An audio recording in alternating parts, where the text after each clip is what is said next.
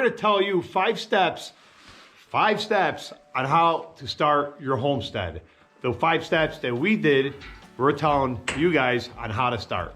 So the first step, I think, my opinion, what me and my wife Natalie had done before we purchased this homestead, is we did a lot of research. It was during COVID, and we were watching videos, 3-4 videos a day on other homesteaders. We were like really into it. But besides that, prior to watching these videos, you know, we were also doing a lot of like homesteading in the city. Like we had our own garden. We would always talk about, wow, one day we're gonna do that, one day we're gonna do this, one day we're gonna do that. And you know what? We researched, we read books, we watched videos, a lot of videos, and we did it. That was our first step on homesteading, correct? Yes. We also took a lot of drives out into the country. Yep. Considered the distance from our home to the type of land that we wanted to buy to work. So you also want to consider that. You don't want to move too far out, too far away from things that you need, your necessities, your grocery stores, Yep. Your job, most importantly. Right. And you have to learn to love this type of lifestyle because Yep. it's not for everyone. It's not for everyone. You gotta, another thing we did was we went to go visit a lot of homesteads, a lot of homesteaders. We went to see how they did it firsthand, you know. But, you know, that's the stuff that I love to do, you know, since I was a kid. But, you know, like my wife said, it's not for everyone. So I would do a lot of research. I would go out there in the country, visit other homesteads, you know, try it out for a day or two, see if it's for you. So, you know, there's a lot of things to take into consideration for you and your family, and just to see if this type of lifestyle works out for you. Take those drives, read those books, make sure you're doing as much research as you possibly can, and see if you're meant for this type of lifestyle. Even for your kids, if you want to raise your family and kids, if you have kids out in the country, you know, do your research. That's all we can say, do your research. Yep. So that's our step 1. All right, so the second step is land. Figure out how much land you want. You know, the less land, the less work. The more land, the more work. The more land, the more animals. Figure out what are your intentions for your future homestead, for what you're gonna do at your homestead one day. That's a crucial second step. Figure out how much land you want. You know, do you want flatlands? Do you want a forestry? You know, forestry, you won't be able to plant as many garden beds as you want because you're not going to have the sun. Figure, like I like the flatland. I like it wide open. I do a lot of vegetables here. You know, we grow a lot of things here, and you know, we got 14, 15 raised beds. So yeah, so that's why we chose flatland for us, you know. And what do you think?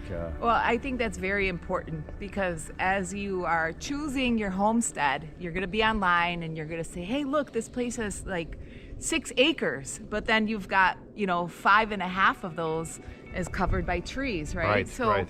How are you going to utilize that type of land? If you want to grow things, like he said, which was a very important thing, you need the sunlight. So also, if you have a lot of trees on your land, you have to consider you're probably going to have a lot of wild animals. Predators.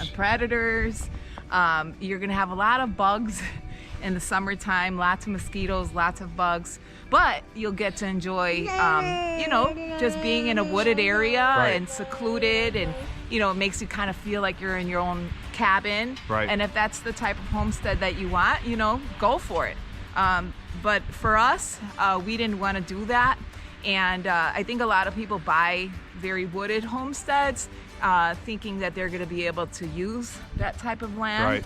And then they see, oh, well, you know, to make these garden beds, we're going to have to knock down 4 or 5 trees, which, you know, very costly. It's just labor intensive. Very, very labor intensive. But, you know, it's all up to personal preference, right. You know, whatever you want to do with that land. Also, you want to consider the flatness of the land, right? So if you have property that sits on a lot of hills, it's going to be very hard for you to have animals. Like, you know, your horses, you want them on flat. You know, we have a horse right now that has like some laminitis, and she's got some foot problems. So if we had hills or, you know, bumpy land, it would be really hard for her to be able to walk around and stuff like that. So just, you know, be considerate of what type of land that you want and what would work more with the lifestyle that you guys want to live. Right. That's very important, because vegetable garden, like if you have vegetables, they need a lot of sunlight. So if you have a lot of trees, you're going to have issues with your vegetables. So, but you can have both. You know, maybe you want both. Maybe you want a certain part of your land to have trees and a certain part of your land to be flat. I'm sure it's out there. Yeah. So do your research and investigate on how much land you want, how much acreage you want, or if it's no acreage at all, if you want a little piece in your backyard, figure out what you're gonna do. That's the second step. All right, guys, so as soon as you purchased your house, you wanna come up with some kind of plan. You know, my opinion is you should start off with, if you're gonna grow vegetables, start off with raised beds. So placement of raised beds. Now where I placed my raised beds, I placed them adjacent to the chicken coop and adjacent to my kitchen. So if me or my wife wants to grab some vegetables from the garden, it's close to the kitchen, but not so close, because I got the chicken coop right next to the garden beds. She's able to grab vegetables, she's able to grab eggs. Also, you know, the weeds in your garden bed, we don't throw nothing out here. We give them to the chickens. So it's easy to give them to the chickens. You know, all leftover vegetables that are rotting out, give to the chickens. Now the manure of the chickens are feeding our garden bed. So everything is close. So it's not too much walking. So come up with a plan. You know, a plan where you're gonna put your stables, where you're gonna, if you're gonna have animals, you need some kind of shelter, where you're gonna put the shelter, if you're gonna put, you know, build something for your animals or your livestock or whatever you're gonna have. Make sure you have some kind of plan where you're gonna be able to bring water, have some kind of watering system going to the animals, you know, some kind of feeding system you're gonna have. Make sure you come up with some kind of plan. That's key. Yeah, it's very important. Also, you know, if you plan on having any type of livestock, you want to put them in a safe and secure area, somewhere where they're not going to be able to get out and run into town, and you got to make sure that that's all safe and secure. Your zoning rules. Yeah, oh, that's very important. You have to also look at your local town zoning laws, see what type of animals they do allow on properties, because there are some areas that don't allow you to have certain type of animals, or even roosters. There's some areas where you're not even allowed to have roosters.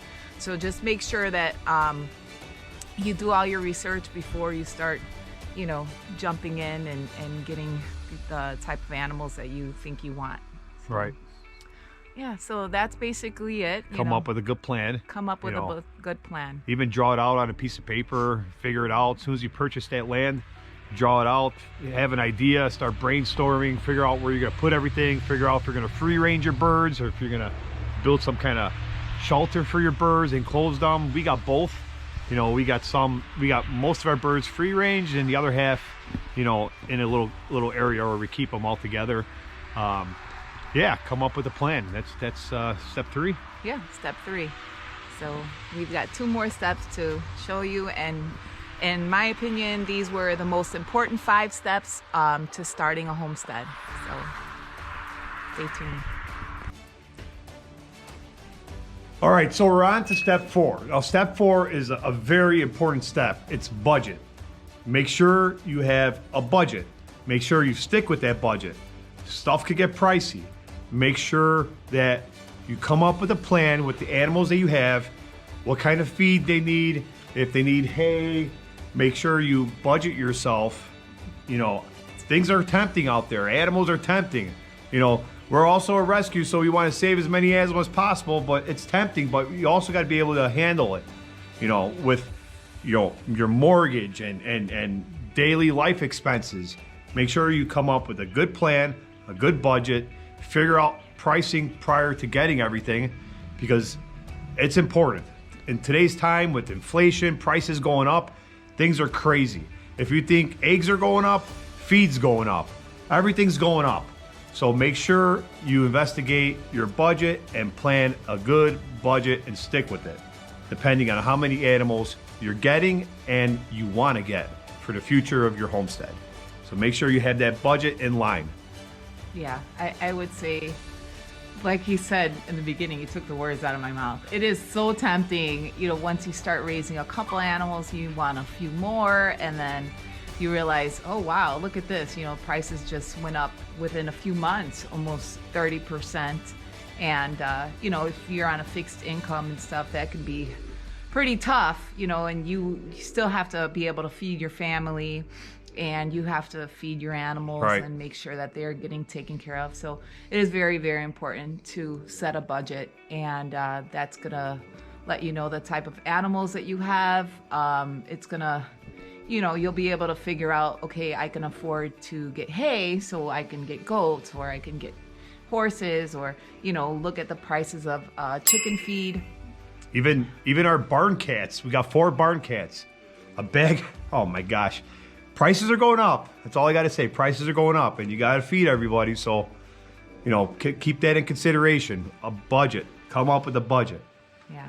So I think that pretty much sums up Yep. that step, number 4. And we're going to move on to the last and final step. All right, guys. So now we're at our final step. Step 5.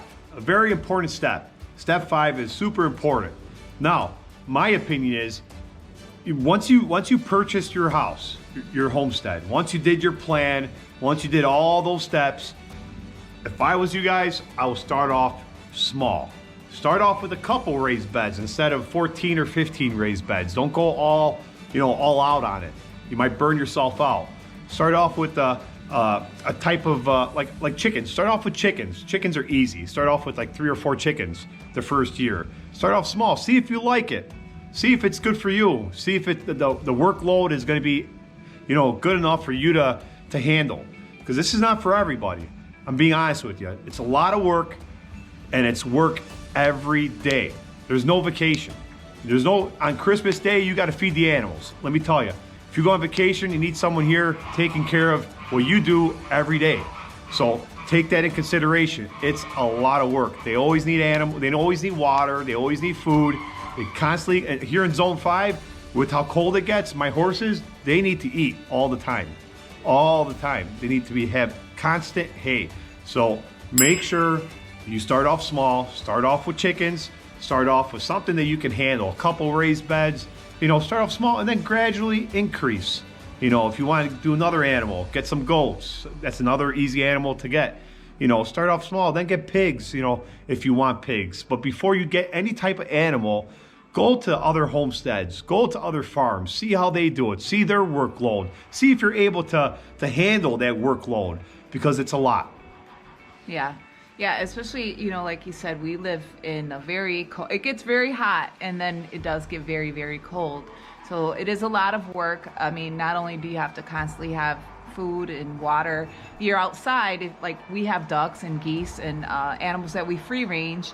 Also, we have animals that are in a coop, so we constantly have to break ice, because even if you buy those water heater buckets, they still freeze up. When you have a day where we had a few weeks ago, it was 24 below zero, your ice is constantly going to be freezing up, and you're going to have to come outside with poles, break buckets and stuff like that. That's why it's important that you just start off slow, and you start off with what you can handle, and then gradually get used to the lifestyle, and then you can grow from there. And if if those 3 or 4 chickens are a lot for you to handle, then you guys just make do with what you have and make that lifestyle work for you. But with us, we loved taking care of animals, and we started rescuing animals, so we kind of grew from 0 to 70 within just a few years. But that's something that we've learned to handle, and I won't say that it's easy, because it's a lot of work. I broke my leg last year, and my husband took on